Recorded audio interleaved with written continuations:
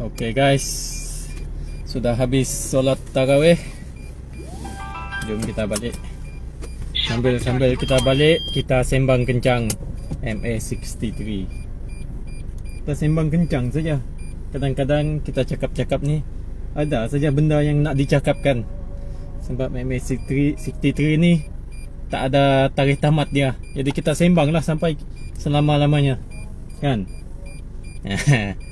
Siapa suruh tak buat tanda noktah dekat MA63 tu bila tarikh dia habis. Tarikh dia tak habis lah, kita cakap tiap-tiap hari, tiap-tiap masa tentang MA63.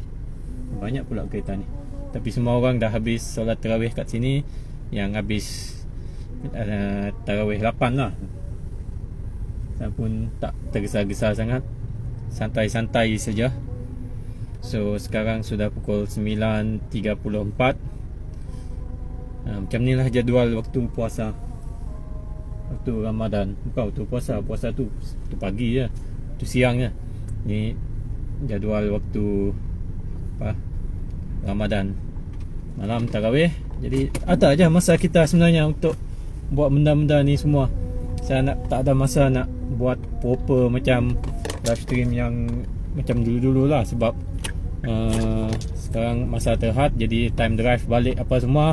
Ada masa untuk live stream, boleh juga sebab saya tengok masa untuk live stream kan terhad juga sebenarnya. Tapi kalau pergi balik rumah, pergi office semua tu, boleh juga sampai dalam 20 minit macam tu, 30 minit kita boleh sembang kencang pasal MA63 ni.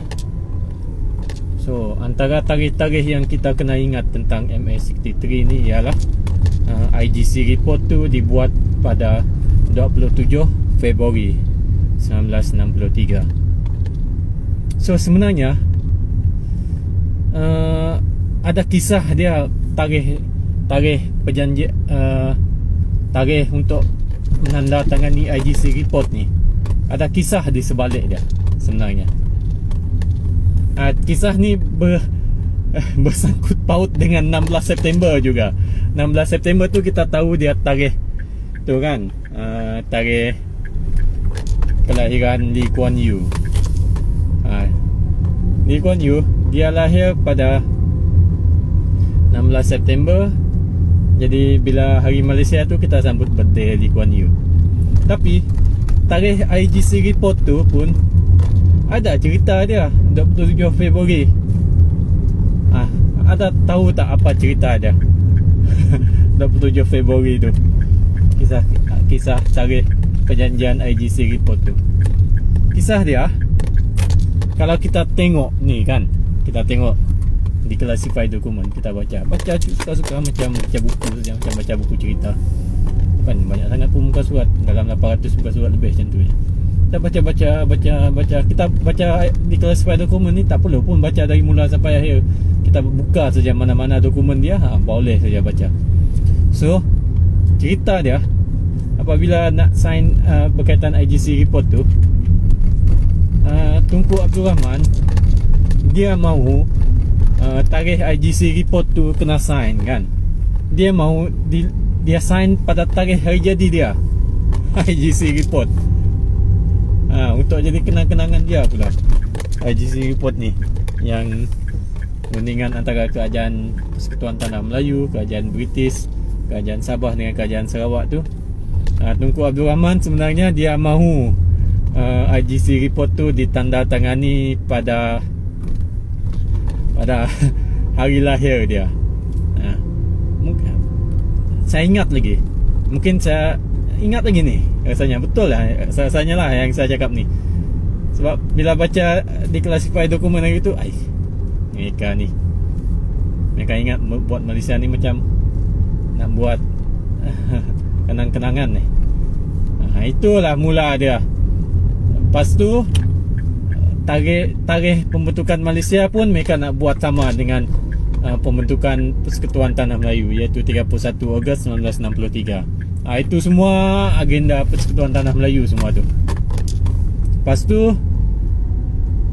nak sangat buat macam tu kan, tak tahulah apa yang mereka nak capai dengan buat IGC report tu ditandatangani pada tarikh hari lahir Tunku Abdul Rahman. Lepas tu Malaysia tu dibentuk pada 31 Ogos. Tak tahu kenapa kita orang Sabah Sarawak ni pun bingung-bingung saja. Lepas tu sebenarnya IGC report last kena sign 27 Februari 1963. Bukan pada tarikh bukan pada hari lahir Tunku Abdul Rahman. Tak sempat, tak jadi sebab macam-macam lah masa rundingan tu. Kita ada London Top 1, London Top 2 dengan London Top 3 tu. Memang banyak kali lah Tunku Abdul Rahman pun nak give up juga. 3 kali dia mau give up dengan pembentukan Malaysia. Yang selamatkan pembentukan Malaysia tu Duncan Sandys. Lepas tu tak jadi. IGC report tu ditandatangani bukan pada bukan pada hari lahir Tunku Abdul Rahman. Kemudian hari lahir Malaysia, pembentukan Malaysia pun tak jadi 31 Ogos. Tak tahulah dia tulah ke apa tu, saya tak tahu. Dia last jadi 16 September 1963. 16 September jadi Lee Kuan Yew. Lee Kuan Yew pula yang dapat hari jadi dia, yang jadi salah satu landmark dalam pembentukan Malaysia.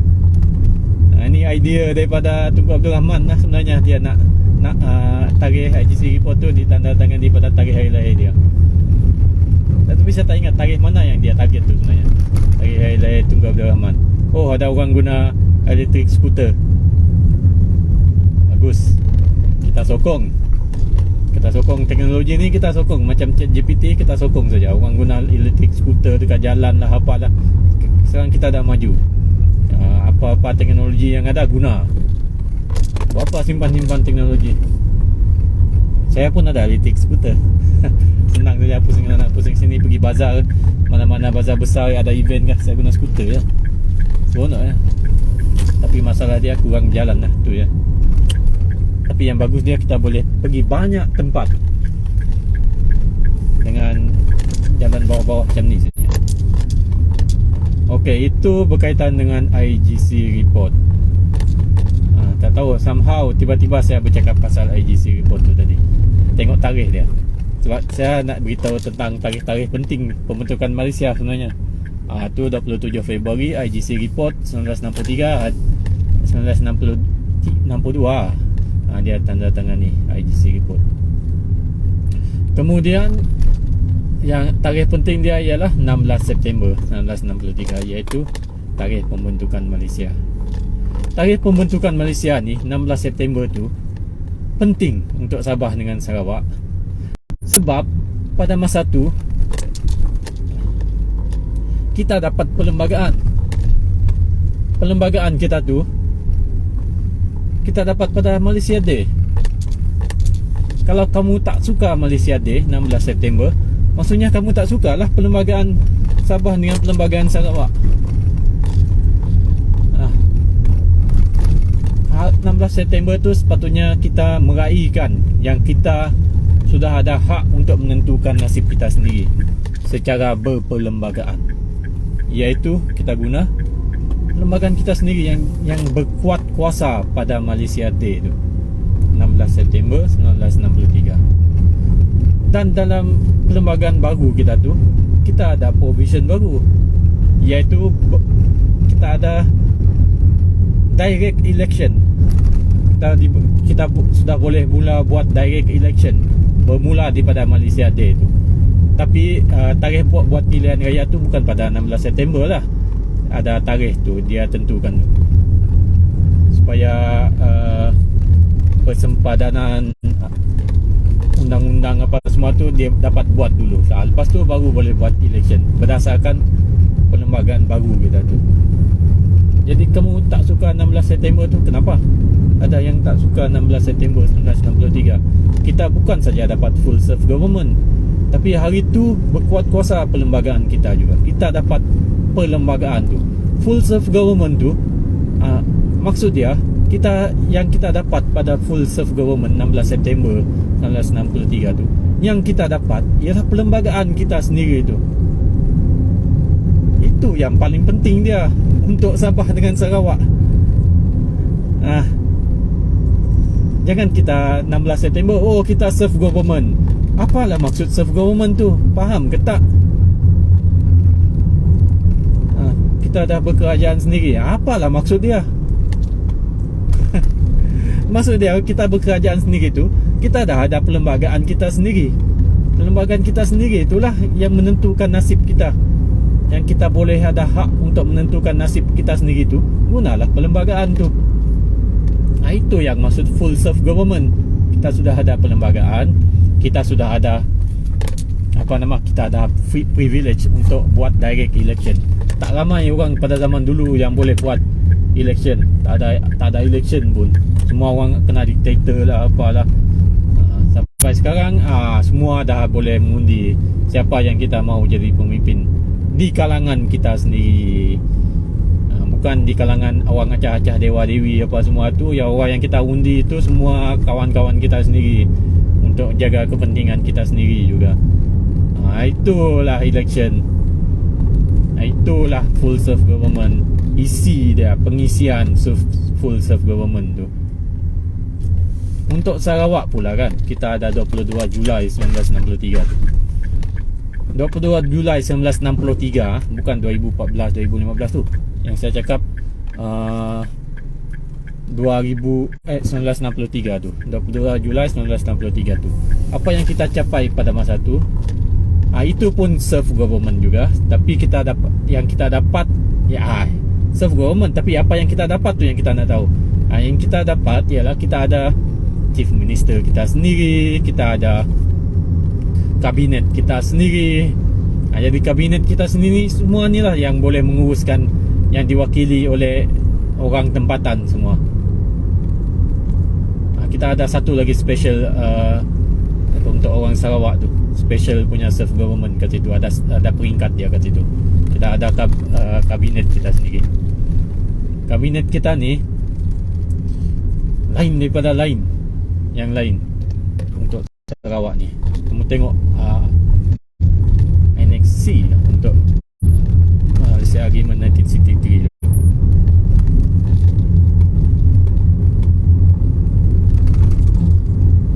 So sebab tu lah bila kita sambut Malaysia Day, kita sambut 22 Julai, kita kena tahu apa isi dia yang kita dapat. Bukan kita cakap merdeka saja. Kita merdeka dapat apa? Macam tu. Itu yang kita mahu tahu. Macam tu juga bila saya kaji Persekutuan Tanah Melayu kan, saya kaji apa yang Merdeka Day tu. Ni juga rahsia dia yang saya nak beritahu. Kita tengok kan, kita tengok negara-negara lain dia merdeka kan, dia beri tarikh dia beri. Dia merdeka contohnya 12 Disember 1962. Dia beri tarikh tu yang jadi enforcement date dia. Tapi Persekutuan Tanah Melayu dia tak buat tarikh tu. Tarikh tu dia beri dalam definition, tapi dia beri 31 Ogos 1957 tu dia beri nama. Dia beri Merdeka Day. Ni Merdeka Day ni bukan maksud dia Independent Day dalam perlembagaan tu. Tu cuma nama khas. Nama khas untuk 31 Ogos 1957. Tu Merdeka Day. Dia nama khas. Nama maksud dia bukan independent. Kamu tengok terjemahan bahasa Inggeris pun dia tulis Merdeka Day. Dia tak tulis pun Independent Day. Terjemahan bahasa Melayu pun Merdeka Day. Terjemahan bahasa Inggeris pun Merdeka Day. Jadi Merdeka Day tu maksud dia independent ke? Bukan. Maksud dia Merdeka Day tu maksud dia nak kata nama khas. Macam contohnya nama saya kan, nama saya ialah robot. Bukan bermaksud saya ni robot. Nama saya robot. Dia kata nama khas. Macam tu juga Merdeka Day. Sebab tu ramai orang keliru, termasuk rakyat Persekutuan Tanah Melayu sendiri. Dia keliru. Dia ingat Merdeka Day tu mereka mencapai kemerdekaan. Yang merdeka sebenarnya bila kita tengok Federation of Malaya Independent Act 1957 tu, yang merdeka ialah Penang dengan Melaka. Yang untuk tanah-tanah negeri-negeri Tanah Melayu yang lain tu Ratu British dengan British tu, dia tamatkan saja agreement mereka tu dengan Raja-Raja Melayu. Ini sebab mereka tulis merdeka ni sebab politik lah. Politik tak habis-habis. Dia orang, yalah, orang politik dulu kan, nak berkuasa, nak tunjukkan dia lah yang champion membawa kemerdekaan kononnya. Sebab tu kita kena faham istilah-istilah tu semua. Kadang nama dia tu boleh kita mengelirukan kalau kita tak tahu cara-cara undang-undang tu, selok-belok perundangan tu. Okey, ada komen semua. Nanti saya baca komen lah. Saya masih driving ni. Saya sembang kencang ni. Sembang kencang kita sama-sama pasal MS63. Tiba-tiba saya dah dedahkan tadi apa maksud Merdeka Day tu tadi. Kamu beritahu kawan-kawan kamu tu, Merdeka Day tu bukan maksud dia Independent Day. Bukan maksud dia kemerdekaan. Merdeka Day tu maksud dia kata nama khas. Merdeka Day, nama untuk 31 Ogos 1947. Nama dia. Kalau kita tengok negara lain, memang dia beri enforce dekat artikel-artikel mereka tu. Mereka cakap mereka merdeka pada tarikh-tarikh ni, tarikh-tarikh ni. Dia tak beri nama pun. Nama-nama ni cuma political decision saja yang dimasukkan di dalam perlembagaan. Tapi akhirnya somehow saya perasan benda ni.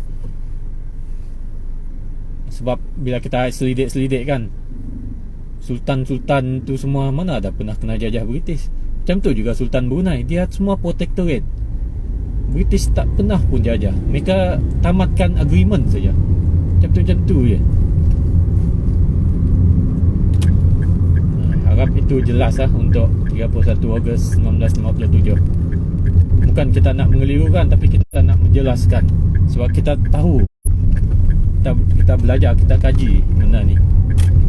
Kita tak ada influence daripada parti-parti politik. Kalau parti-parti politik nak cakap apa pun, suka dia lah. Saya tak cakap ikut parti politik.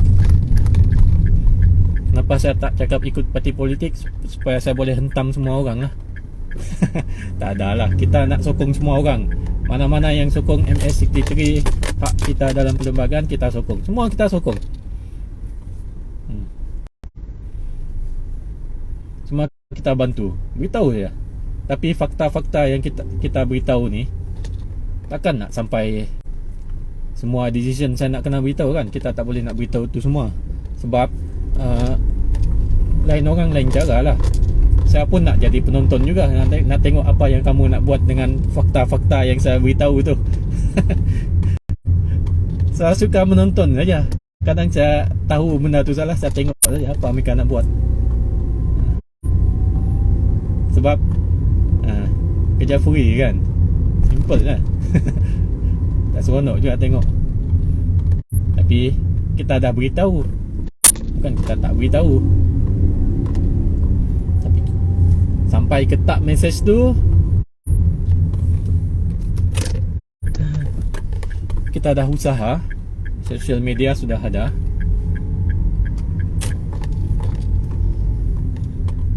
So nama khas kemerdekaan untuk 31 Ogos 1997. Ya, betul. Merdeka Day tu kata nama khas. Cuba kamu tengok perlembagaan tu dalam bahasa Inggeris kan. 31 Ogos tu ialah Merdeka Day. Dia tak cakap pun 31 Ogos tu Independent Day. Dia tak cakap Independent Day.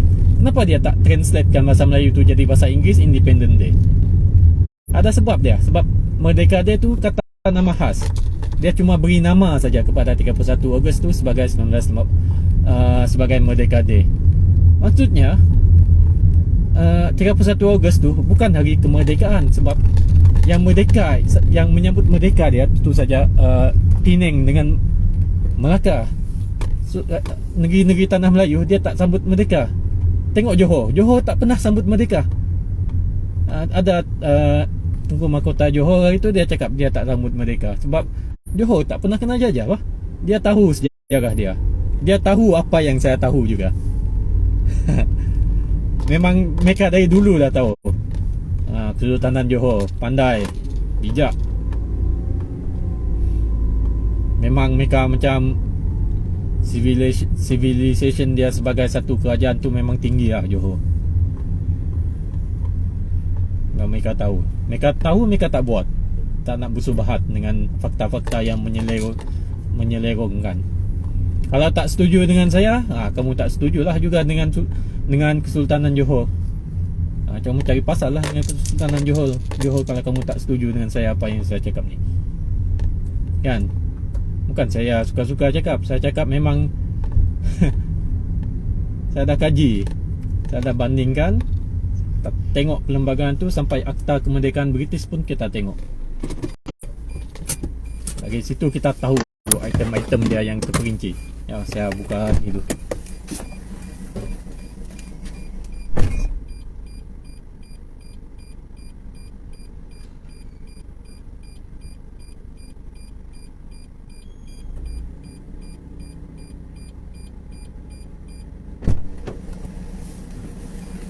Okey lah, biasalah rumah kita ni semua manual.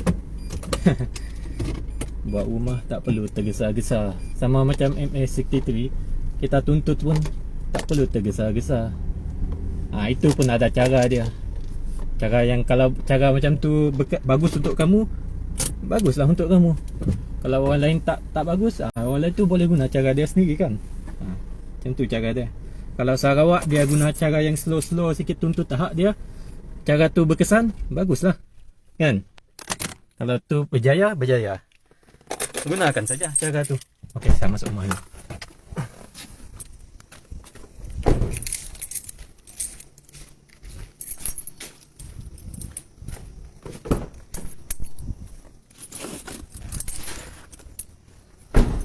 Okey, tengok tiba-tiba lampu terang tu sebab saya pasang solar lamp automatic, motion detector solar lamp. Kita ada teknologi solar lamp, kita gunalah.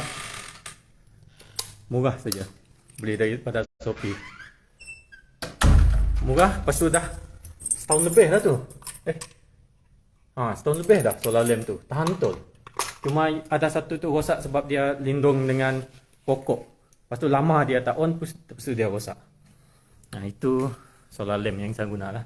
Saya tak luar, bukan tak mau beli lampu apa semua, tapi kita nak tengok teknologi baru juga. Kita nak try walaupun simple-simple. Okey, saya baca komen-komen ini dulu. Saya tak tahu dia dari atas kah dari bawah ni. Jadi apa macam dengan sambutan kemerdekaan Tanah Melayu daripada Zaidi 31 Ogos 1997 seperti tahun-tahun sebelum ni diraikan macam dengan gah sekali. Itu sambutan Persekutuan Tanah Melayu lah. Persekutuan Tanah Melayu yang sambut. Tahu tak maksud dia? Kerajaan persekutuan yang sambut. Kerajaan negeri sambut ke tak?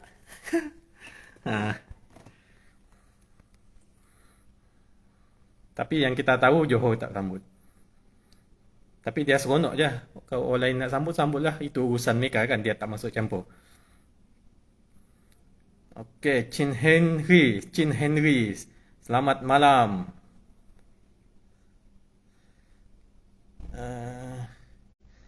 Nicholas Wayan, thank you for the star. Thank you. Saya pun tak tahu nak setting star ni apa semua sebenarnya. Ada star kalau tu ada cawan. Dapat cawan ni boleh minum kopi lah lepas ni. Tapi malam saya tak minum kopi. Kalau tak tidur nanti. Bahaya. Petang pun saya takkan minum kopi. Saya minum kopi time subuh, time waktu pagi. Kalau time tak puasa pun saya minum kopi waktu pagi. Atau tengah hari. Kalau saya banyak kerja, baru saya minum kopi. Tapi itulah, tak tidur lah. Chin Henry, nama khas kemerdekaan 31 Ogos 1997. Merdeka Day tu memang dia nama khas. Hanya Melaka dan Penang mendapat kemerdekaan daripada British. Ni betul, Chin Henry. Memang kita dah kaji dah. Akta Kemerdekaan Persekutuan Tanah Melayu tu dengan perjanjian Persekutuan Tanah Melayu 1997 yang dibuat pada bulan Mac ya. Saya tak ingat. Tapi dia dibuat perjanjian tu sebelum 31 Ogos. Dia dalam perjanjian tu pun memang ditulis yang dapat kemerdekaan cuma Melaka dengan Pulau Pinang. Yang sign perjanjian tu ialah Raja-Raja Melayu. Jadi yang memberi kemerdekaan kepada Penang, Melaka dengan tanah dan menamatkan tangan British daripada Persekutuan Tanah Melayu itu ialah Raja-Raja Melayu. Sebab tu kita kena sokong Raja-Raja Melayu. Raja-Raja Melayu ni lah yang membebaskan Persekutuan Tanah Melayu tu daripada British lah sepenuhnya. Kemudian mereka boleh mentadbir negara mereka dengan sendiri. Ahli politik tu main claim. Mereka main claim sana, main claim sini. Letak 31 Ogos tu mereka letak nama Merdeka Day. Lepas tu claim sana, claim sini. Politik wayang dia bukan main. Sampai sekarang. Sampai kita dedahkan sekarang. Okey. Seterusnya soalan. Pahal dia tidak ni. Nah, slow. Betul, semua kita sokong. Tidak kira platform parti mana mereka berjuang. Yang penting jujur perjuangkan MS63. Beramalan. Kalau macam saya ni, saya sokong je semua. Sokong perjuangan tuntut MS63.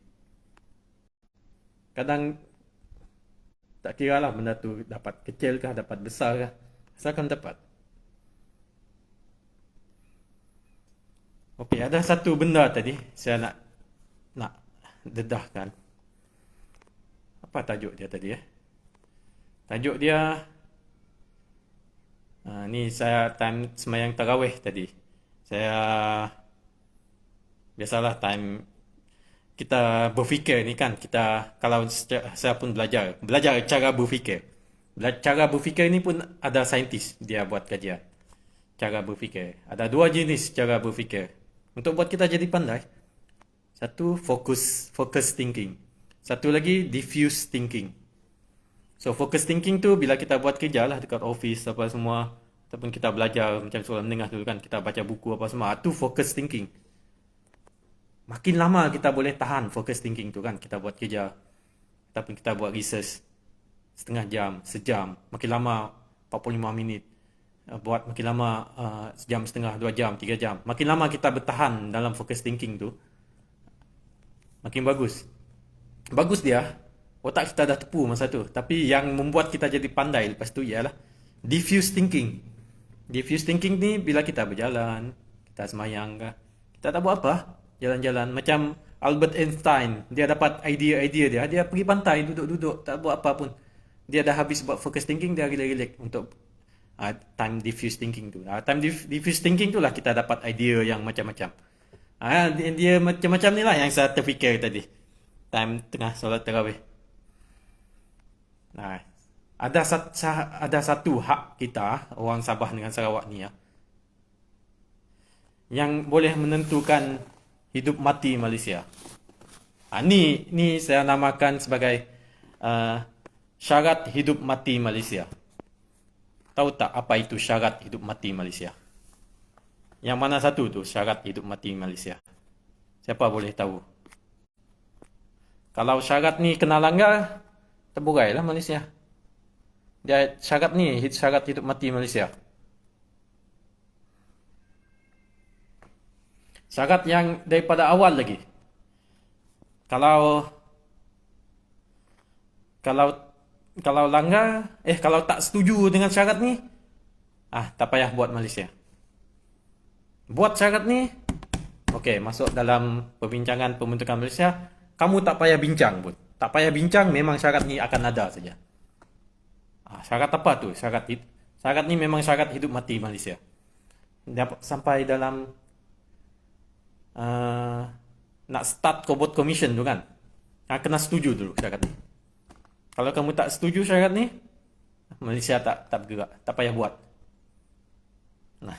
Itulah syarat hidup mati Malaysia. Apa tu? Okey, apabila saya beritahu dulu macam mana saya boleh dapat tahu syarat hidup mati Malaysia ni.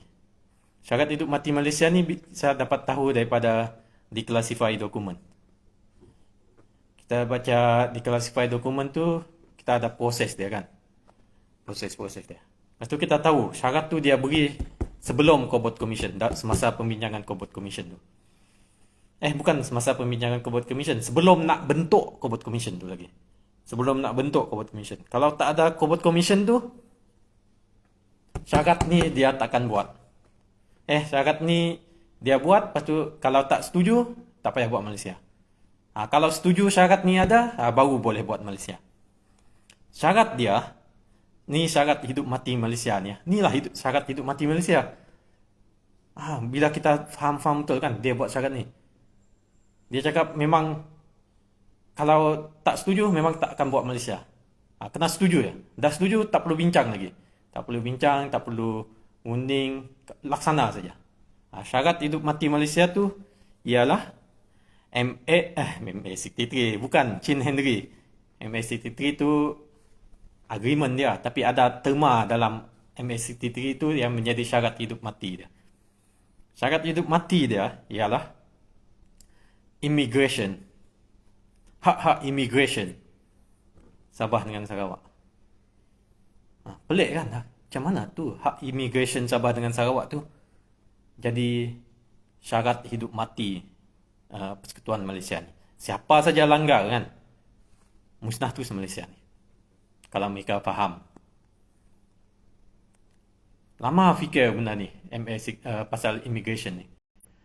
Lepas tu saya tengok, mula-mula saya tengok dekat Corporate Commission tu kan, dia sebelum Corporate Commission tu, dia mesti setuju je.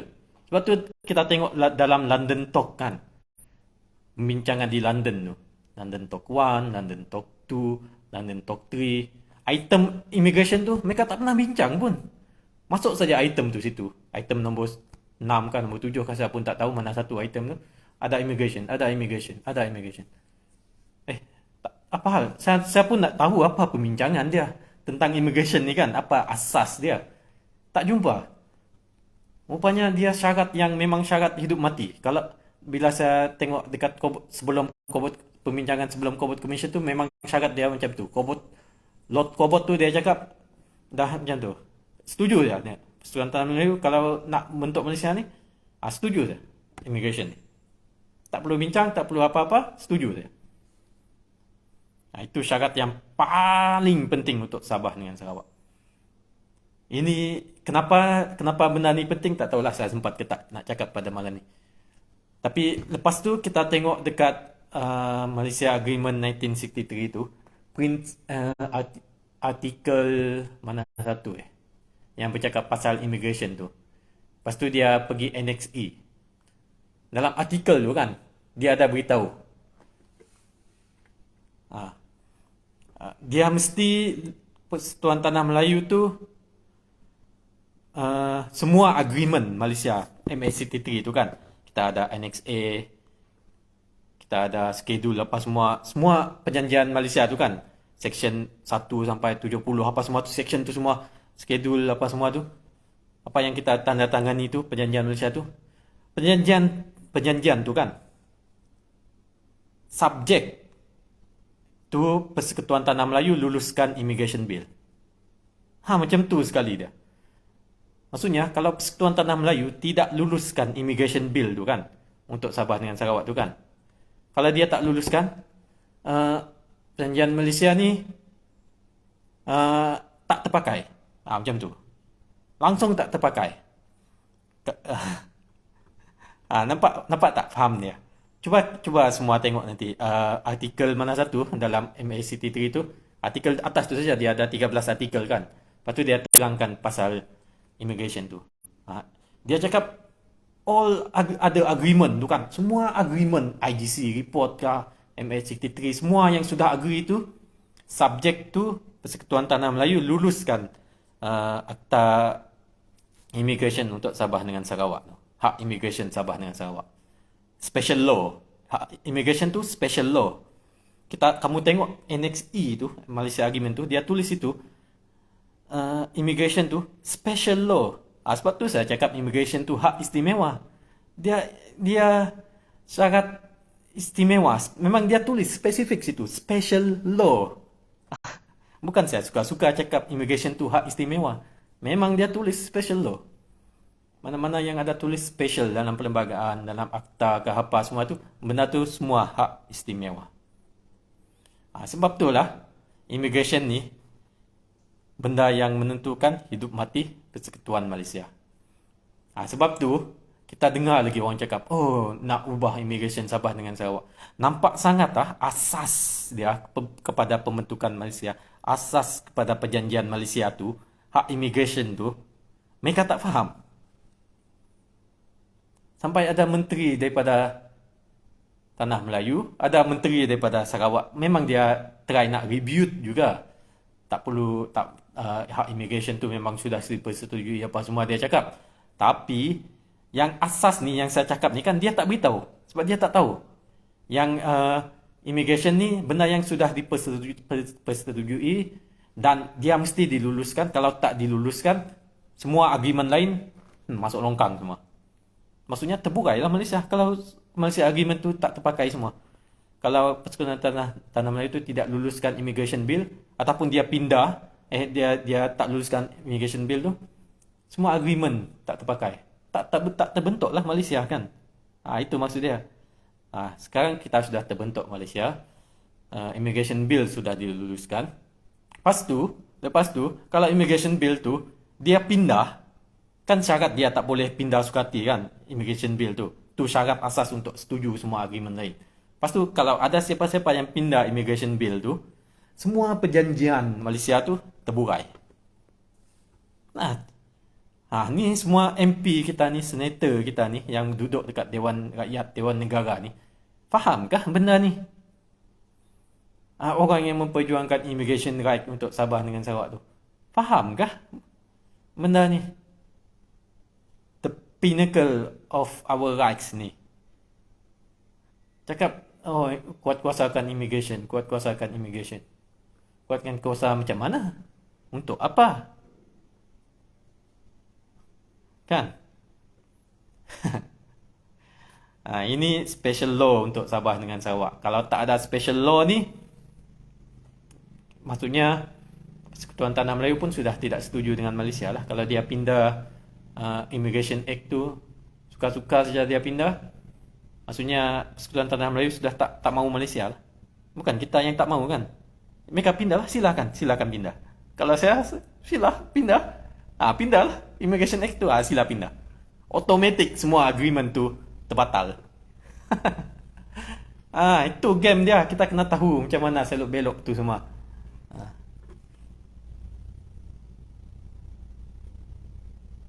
Selok belok perjanjian Malaysia, kita kena tahu.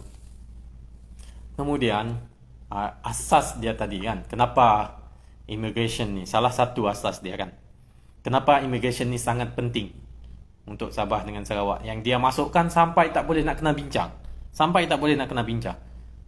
Syarat dia, letak saja syarat ni. Letak. Kamu tak boleh bincang apa-apa pun, tak boleh setuju apa pun, tak boleh apa, masuk saja immigration. Sampai macam tu sekali. Kenapa? Asas dia. Kenapa? Ialah sebab dia daripada pengalaman British tu, dia mentadbir Sabah dengan Sarawak.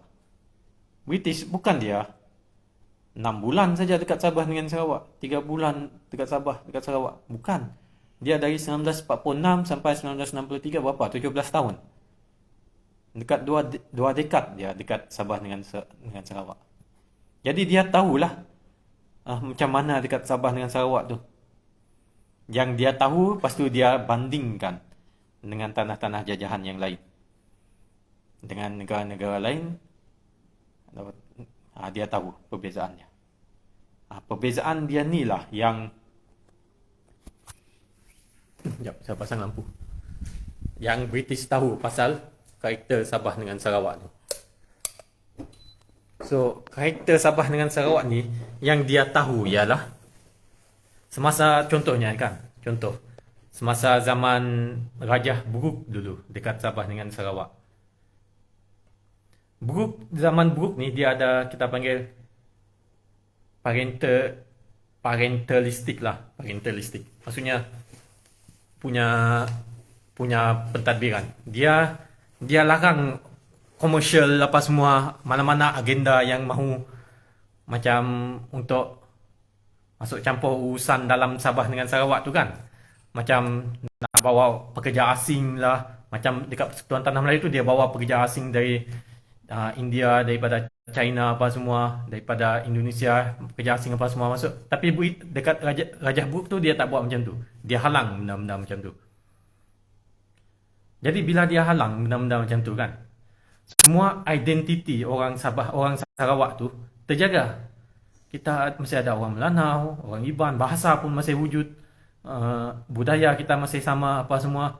Jadi kita sebagai native ni kita tak hilang, identiti kita tak hilang sebab cara pentadbiran buruk tu. Jadi British apabila dia menjajah Sarawak ni, mula-mula dia nak impose, bongkak mula-mula dah jajah Sarawak. Dia buat suka hati je. Marahlah orang Sarawak sampai dia kena bunuh Duncan Stewart tu. Kemudian baru British belajar daripada cara pentadbiran Rajah Buruk tu. Macam ni. Baru orang Sarawak ni kira berdamai lah dengan British. Dia setuju cara pentadbiran British sebab dia emulate balik cara pentadbiran British tu. Dia jaga immigration, dia tak bawa macam-macam dari luar untuk mengacau cara hidup dekat Sabah, dekat Sarawak tu. Kalau tak orang bangkit lah, berbunuhan. Macam tu. Sebab tu dia tahu benda-benda macam ni. Syarat dia untuk menjaga kepentingan orang Sarawak dengan Sabah ni, dia letaklah immigration. Itu benda yang sangat penting untuk Sarawak, untuk menjaga keamanan dekat Sarawak tu, dan untuk menjaga kepentingan native dekat Sarawak, dengan untuk menjaga kepentingan rakyat Sarawak tu, dan untuk of course lah untuk memastikan tanah mereka tidak dirampas apabila immigration tu ada, untuk memastikan peluang pekerjaan tu ada untuk orang Sarawak, untuk memastikan tanah tu semua native land terjaga apa semua tu. Macam tu.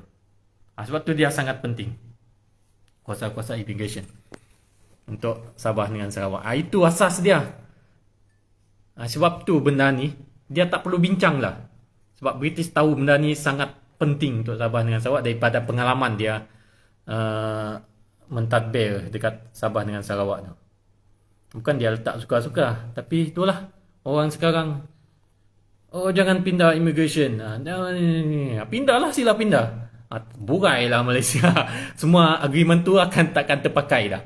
Bila agreement tu semua tak terpakai, semua provision dalam perlembagaan Malaysia tu untuk Sabah dan Sarawak sudah tak terpakai. Semua automatik keluar daripada Malaysia. Kalau kamu pindah, Immigration Act tu kan, Akta Immigration tu kan, Sabah dengan Sarawak automatik keluar daripada Malaysia. Sebab tu pinnacle agreement dia, syarat-syarat yang tak boleh didolak-dalihkan. Silalah pindah. Pindahlah. Akta Immigration gatal sangat nak pindah. Automatik Sabah dengan Sarawak keluar daripada Malaysia. Bukan saya cakap, dekat Malaysia Agreement tu cakap, artikel tu cakap, all this other agreement is subject to this Persekutuan Tanah Melayu luluskan immigration bill untuk Sabah dengan Sarawak. Bukan saya cakap agreement tu saja, saya jelaskan saja.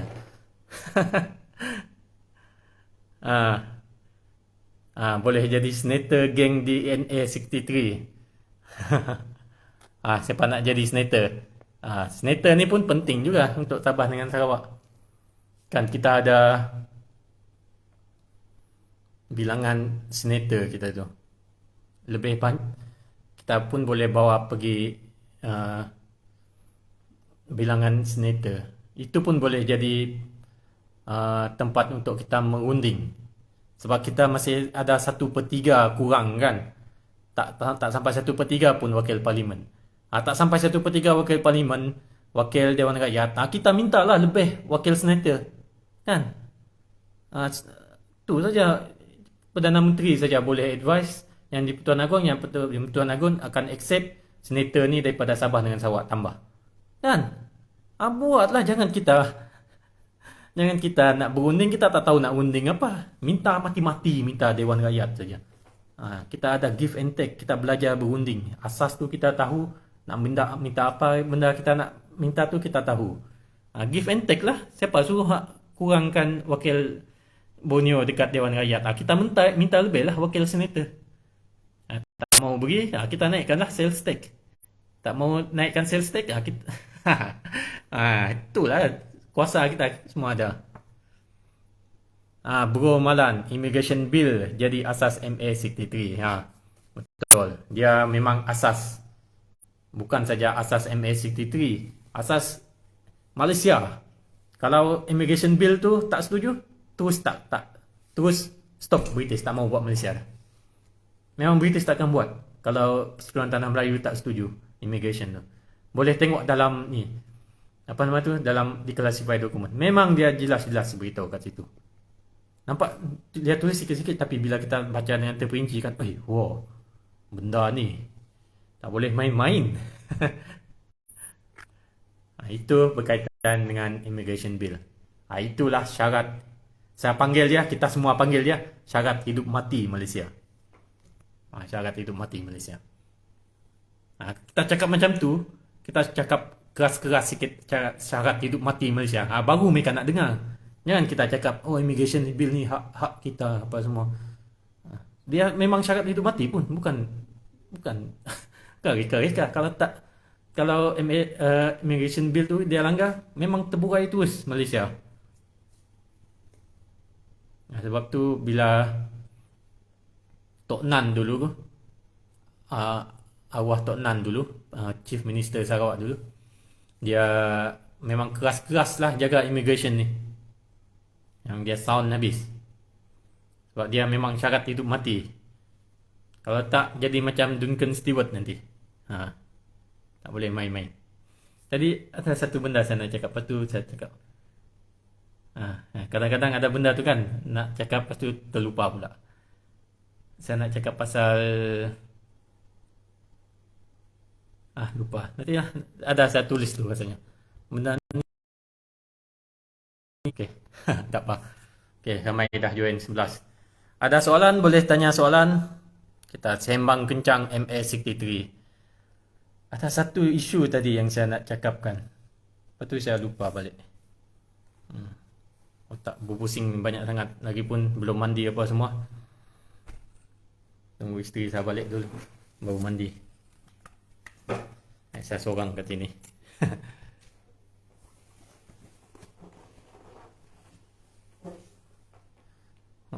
Okey, declassify dokumen. Lama dah tak buka declassify dokumen sebenarnya. Bukan apa, kalau saya buka declassify dokumen tu kan, atau mana-mana dokumen, ada saja benda baru yang kita jumpa. Hari tu saya buka, macam ni rupanya NXA tu. Masuk dalam special list.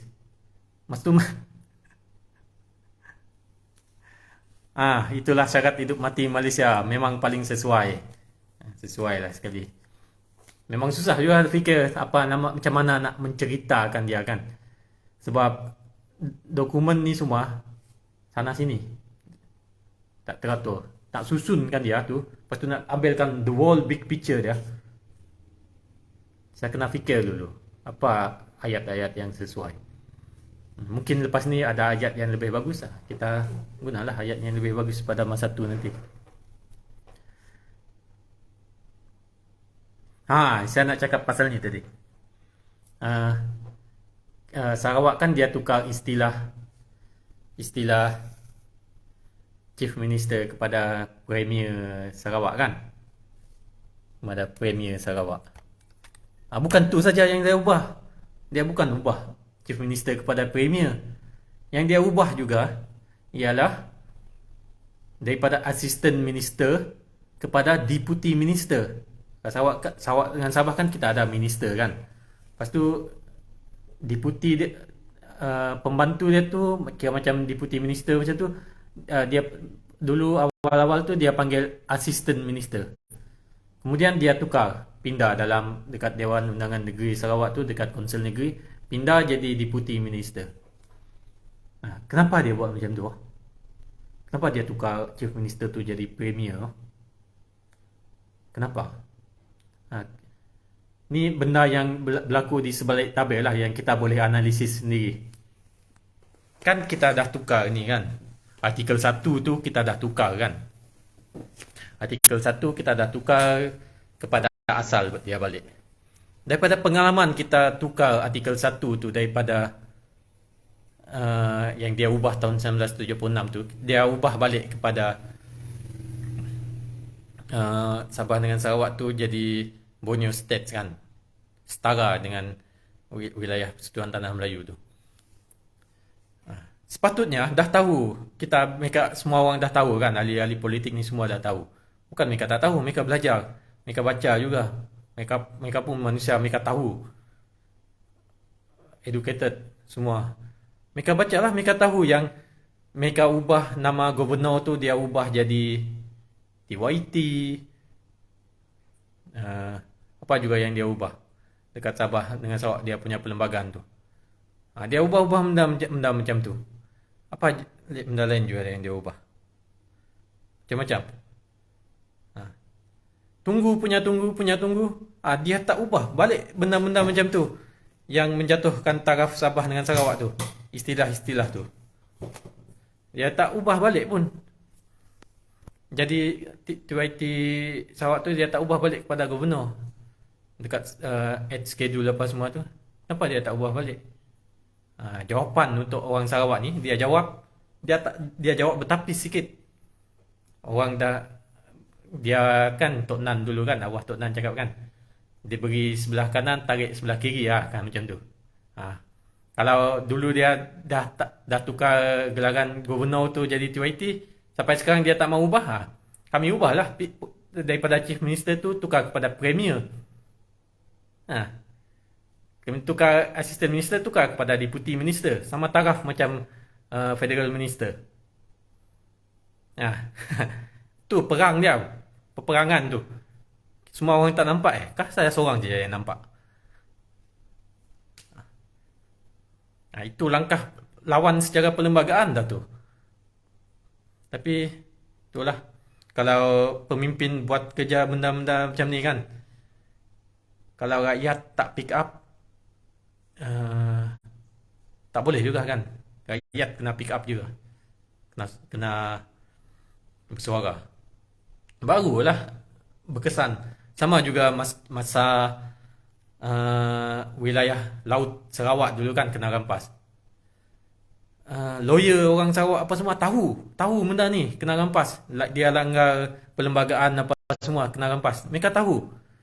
Tapi rakyat tak pick up, tak faham. Orang cakap wilayah laut ni kena rampas tu, tak faham.